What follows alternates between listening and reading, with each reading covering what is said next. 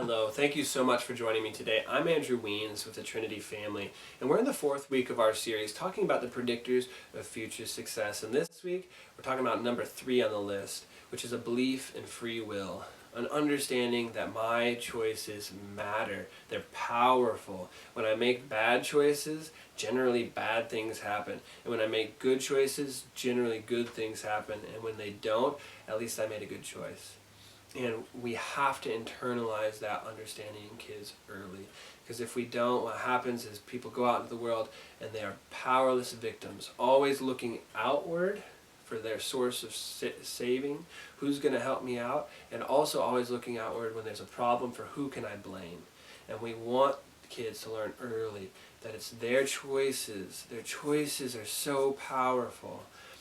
And those bad choices are what's to blame for bad things, and the good choices generally are to blame in a good way for the good things in their lives, and that more they can train themselves to make those good choices, the better it's going to be for them.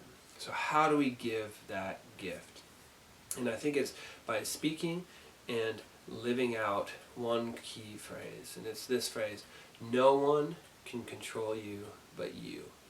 I think as adults we have to get into a steady habit of telling kids that.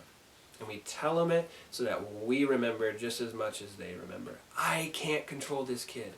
I might be able to hold them when they're little, but at some point they're going to be bigger than me and they're going to have to control themselves. And so I might hold them a little bit while they're little, but I'm always seeking to make their choices reap consequences that teach them the importance of those choices. And so, no one can control you but you. And I'm not going to try. Instead, I'm going to let your choices be your greatest enemy and your greatest ally. And that's how we embody that phrase. That's how we live it out. Is when kids are making bad choices, we let them make bad choices. Don't prevent them from making bad choices. Let it happen, and then let the consequence of that choice come in so that they can learn.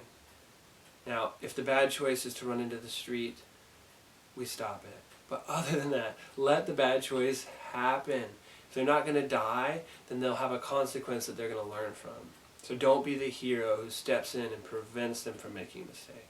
And then the second thing is to allow them to receive the reward for their good choices. And so if you see a kid struggling up that slide, don't be the adult who comes over, holds their hand all the way up, gets them to the top and says, "Oh, you're such a big boy." Because that was your victory, your reward, more than or just as much as it was theirs. But imagine if they take the next month to persevere over that slide, to get themselves to the top, and then they stand there and they say, this is the reward of my choice to persevere.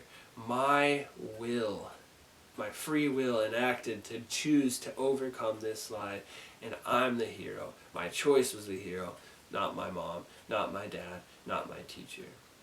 So allow both their good choices and their bad choices to bring the fruits that they will, and for those kids to learn that they must control themselves.